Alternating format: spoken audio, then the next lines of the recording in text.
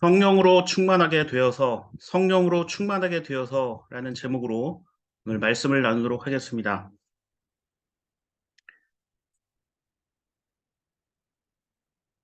예수님은 자신의 죽음, 고난과 죽음, 그리고 부활 이후에 하늘로 올라가시는 승천에 대해 제자들에게 말씀하셨습니다. 그리고 자신이 떠난 이후 어떤 일이 있을 것인지 또한 가르쳐 주셨습니다. 요한복음 14장 16절부터 17절 말씀을 보면 내가 아버지께 구하겠다. 그리하면 아버지께서 다른 보혜사를 너희에게 보내셔서 영원히 너희와 함께 계시게 하실 것이다. 그는 진리의 영이시다. 세상은 그를 보지도 못하고 알지도 못하므로 그를 맞아들일 수가 없다. 그러나 너희는 그를 안다. 그것은 그가 너희와 함께 계시고 또 너희 안에 계실 것이기 때문이다. 라고 말씀하셨습니다. 예수님께서는 다른 보혜사가 우리와 함께 하실 것이다 말씀하셨습니다. 여기서 말하는 보혜사라는 단어는 헬라어로 파라클레토스라고 이야기하는데 그 뜻이 남을 위해 나타난 자입니다. 그래서 돕는 자, 변호자, 위로자, 중보자로 번역하기도 합니다. 이 파라클레토스를 보혜사로 번역하기도 하는데 저는 개인적으로 탁월한 번역이라고 생각합니다. 왜냐하면 이 보혜사라는 말 속에 성령 하나님의 역할이 아주 잘 압축되어 있기 때문입니다. 지킬보, 은혜해, 스승사. 그러니까 성령님의 역할은 우리를 지키고 보호하시며 은혜를 베풀어 주시고 사랑하시고 모든 것을 가르쳐 알게 하시는 분이다라는 뜻입니다. 주님이 말씀하신 보혜사라는 단어는 본래 법정에서 사용하던 변호사를 의미하고 죄를 문책하는 검사에 대비된 것입니다. 모든 사람은 죄인이기 때문에 스스로 자신의 죄를 변호할 수 없습니다. 나를 변호해 줄 누군가가 필요합니다. 그래서 고대 철학자이자 교부였던 어거스틴은 주님이 말씀하신 보혜사를 보호자 또는 변호자라고 했습니다. 그리고 17절에 그는 진리의 영이라 말씀하셨고 우리 안에 계실 것이라 하셨습니다. 그 진리의 영을 보혜사라는 말과 함께 성령으로 번역합니다. 성령 하나님에 대해 설명하려면 너무 긴 시간이 필요하겠지만 아주 간단하게 말씀드리자면 성령은 내 안에 계신 하나님으로 이해하면 됩니다. 성령 하나님께서 하시는 일이 무엇입니까? 함께 하시고 안에 계신다는 겁니다. 이게 놀라운 제시입니다. 보통 사람들은 불행을 막기 위해 신을 찾아다녀야 하는 것으로 알고 있습니다. 나무, 바위, 산, 바다 등으로 찾아다닙니다. 신전을 세우기도 하고 우상을 만들어 섬기기도 합니다. 어떻게든 인간은 신을 쫓아다니며 신과 가까이 하려 합니다. 한마디로 불안하니까 무언가 눈에 보이고 만질 수 있는 신을 찾고 있습니다. 그런데 예수님께서는 하나님은 너희와 함께 있을 것이다 하셨습니다. 그리고 그 증거가 너희가 내 계명을 지키는 것이라고 하셨습니다. 자, 하나님은 어디에 계실까요? 이미 내 안에 계신 분입니다. 그 내 안에 계신 하나님, 즉 성령님께서 하시는 일이 무엇입니까? 로마서 8장 26절을 보면 이와 같이 성령께서도 우리의 약함을 도와주십니다. 우리는 어떻게 기도해야 할지도 알지 못하지만 성령께서 친히 이루 다 말할 수 없는 탄식으로 우리를 대신하여 간구하여 주십니다. 성령은 우리의 약함을 도와준다라고 말합니다. 여기서 말하는 약함은 육신의 약함, 질병을 뜻하고 때로는 우리의 마음과 정신의 고통을 뜻하기도 합니다. 우리가 주님을 믿는다고 고백하고 예배를 하고 기도를 해도 불안과 염려와 고통이 완벽히 사라지지 않는 이유가 무엇입니까? 우리가 죄로 인해 약해진 존재이기 때문입니다. 우리가 왜 이렇게 불완전하고 연약해진 것일까요? 그 이유를 로마서 3장 23절은 이렇게 말하죠. 모든 사람이 죄를 범하였습니다. 그래서 사람은 하나님의 영광에 못 미치는 처지에 놓여 있습니다. 그렇습니다. 죄로 인해 죽을 수밖에 없었던 우리에게 주님은 십자가와 부활을 통해 새로운 삶의 기회를 주셨습니다. 그리고 우리 인생의 주인은 내가 아니라 바로 주님이심을 알게 하셨습니다. 그래서 성령 하나님은 우리 안에 계시면서 이러한 사실을 고백하고 흔들리지만 그 길을 잃지 않도록 함께 하시는 분입니다. 결국 성령이 이 땅에 내려오신 가장 중요한 목적은 개인적인 신비 체험이나 이익을 위해서가 아니라 철저히 이타적인 삶을 살도록 도와주신다라는 점입니다. 그래서 오늘 두 번째 본문인 고린도전서 12장 4절부터 7절 말씀을 보면 이렇게 나옵니다. 은사는 여러 가지지만 그것을 주시는 분은 같은 성령이십니다. 섬기는 일은 여러 가지지만 섬김을 받으시는 주님은 같은 주님이십니다. 일의 성과는 여러 가지지만 모든 사람에게 모든 일을 하시는 분은 같은 하나님이십니다. 각 사람에게 성령을 나타내 주시는 것은 공동의 이익을 위한 것입니다. 7절을 잘 보시면 성령은 각 사람에게 다르게 나타납니다.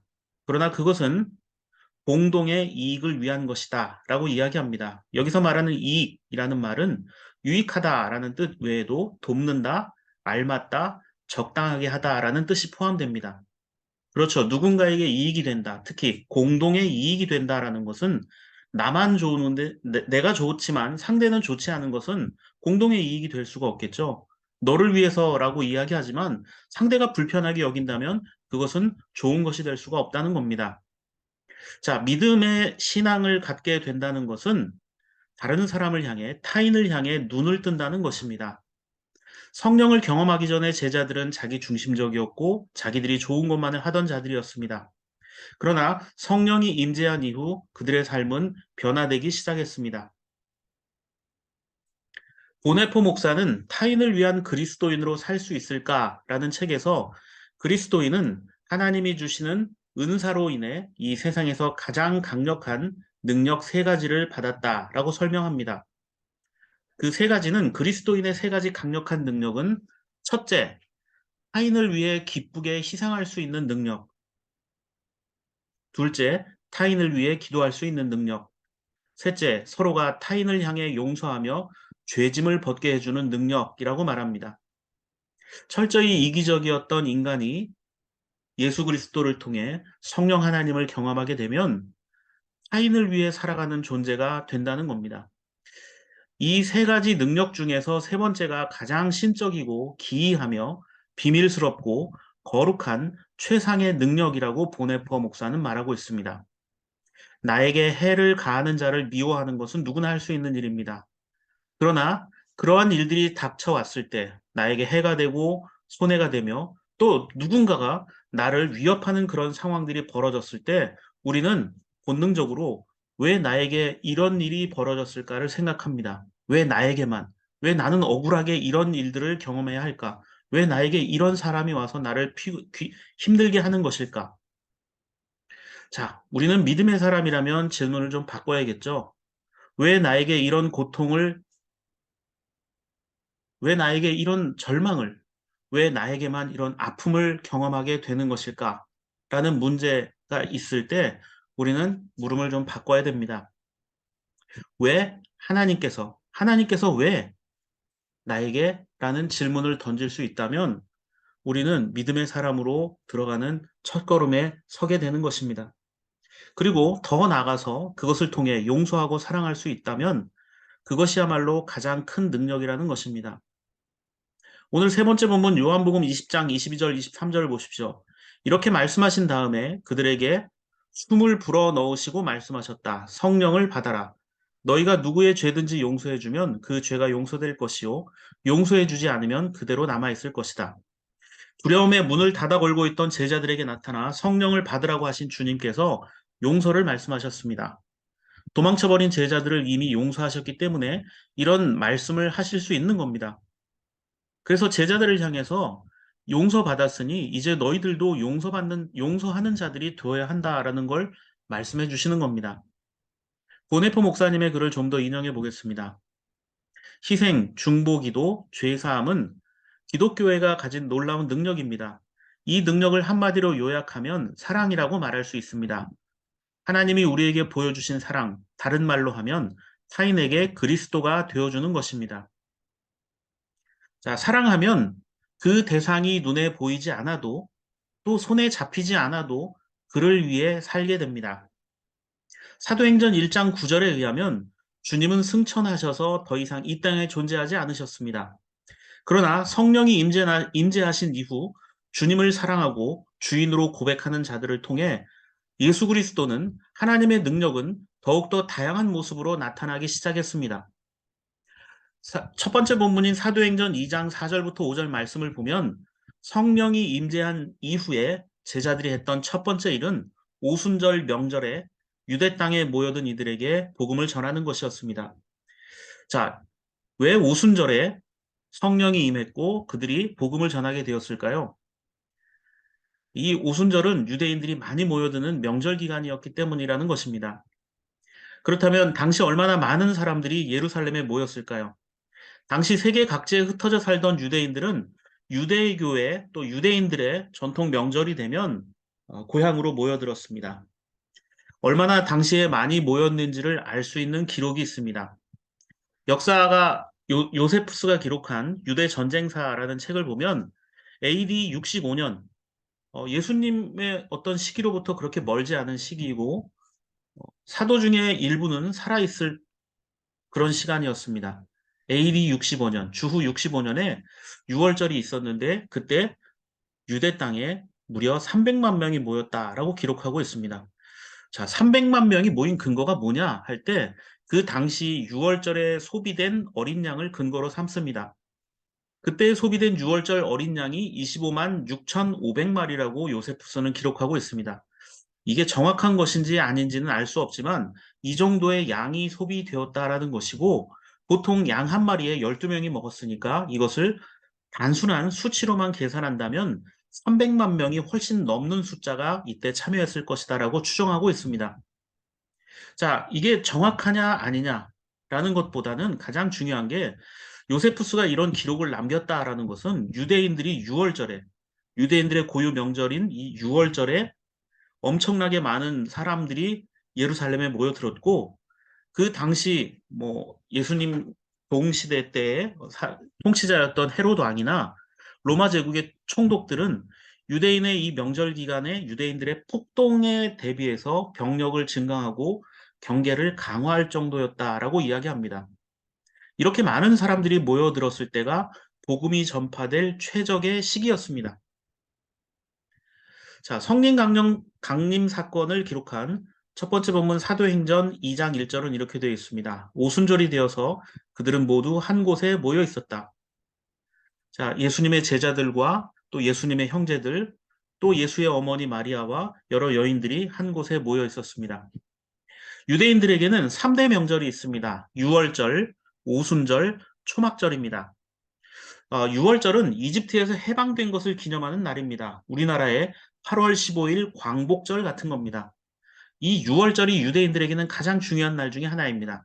그리고 이 6월절로부터 일주일, 즉 7일이 7번씩 반복된 77의 49, 거기에 하루가 더 지난 날, 50번째 날이라는 의미로 오순절. 그래서 이 순이라는 것이 열흘을 뜻하잖아요. 그래서 오순절이라고도 하고 더불어 가나안 정착 이후엔 보리를 수확하고 감사를 드렸기 때문에 보리를 수확한 날, 그래서 보리 맥자를 써서 맥추절이라고도 합니다. 일곱 날이 7번 지나서 칠칠절 또는 보리를 수확한 때라 해서 맥추절, 또 50번째 날이라 해서 오순절이라고도 부릅니다. 그리고 이 3대 명절 중 마지막으로 한 해의 농사를 마치면 초막을 세워서 일주일간 머물며 하나님 은혜를 기억하는 기간을 초막절. 그래서 이 다른 말로는 수장절이라고도 하는데요. 추수할 숫자에 곡식을 저장한다라는 이 장자를 써서 수장절이라고도 합니다. 그러니까 우리나라의 추석과 비슷한 시기라고 말하면 됩니다. 6월절, 오순절, 초막절은 명절이기 때문에 많은 사람들이 유대 땅에 모여들었습니다. 그 중에서도 6월절에 가장 많은 사람들이 모였습니다. 저들이 한 곳에 모여 있을 때 어떤 일이 생겼죠?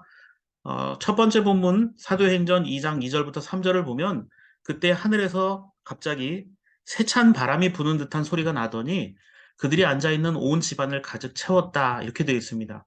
그리고 불길이 솟아오를 때 혓바닥처럼 갈라지는 것 같은 혀들이 그들에게 나타나더니 각 사람 위에 내려앉았다.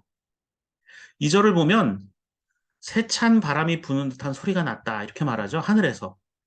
전에도 제가 몇 번 말씀드렸지만 성경에는 어떤 상징적 언어들이 있습니다. 그것이 바로 하늘, 바람, 구름, 불과 같은 것들입니다. 그 구약 성경부터 신약 성경에는 그러한 장치들이 등장하는 것을 볼 수 있습니다.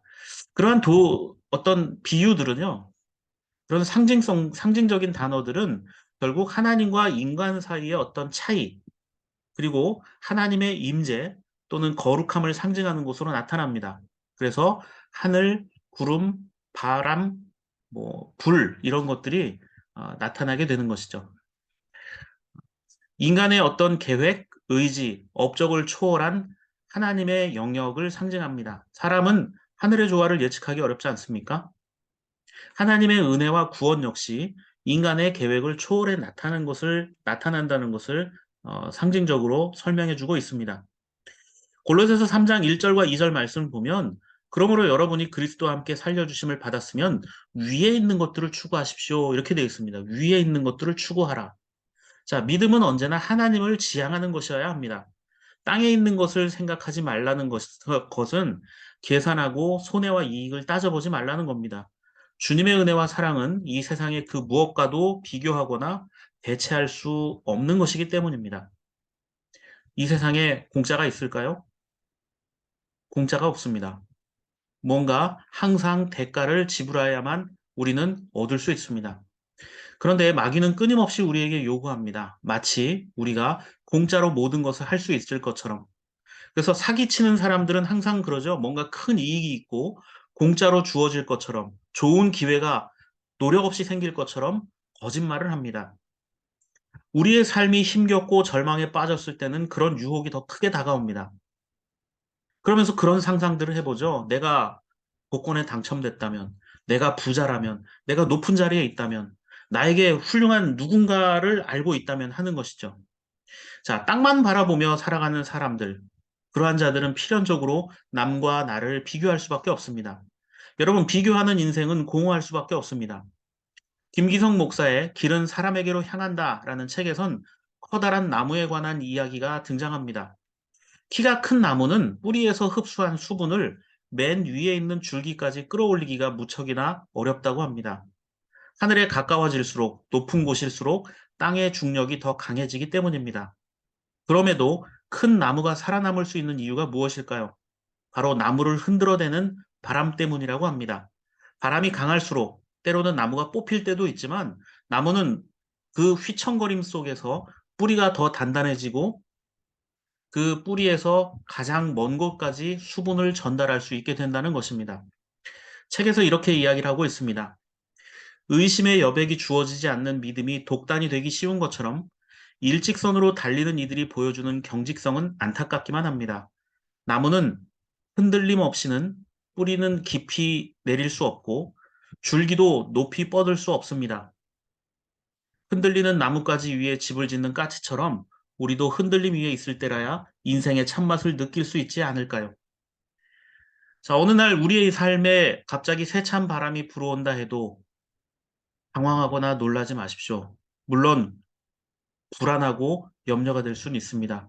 또 잠시 우리가 원망하고 아쉬워할 수 있죠. 그러나 하나님께서 보내주시는 바람의 뜻을 몰라 당장 이해할 수 없다 할지라도 주님께서는 결코 우리에게 나쁜 것을 주시는 분이 아니라는 점을 잊어서는 안 됩니다. 위를 바라본다는 것은 어떤 뜻입니까? 주님께서 우리에게 지금 당장 이해할 수 없는 것을 주시는 것 같아도 결코 나쁜 것을 주시는 분이 아니라는 것입니다. 때로는 우리에게 불어오는 바람이 우리의 약함을 도우시는 성령의 바람일 수도 있습니다.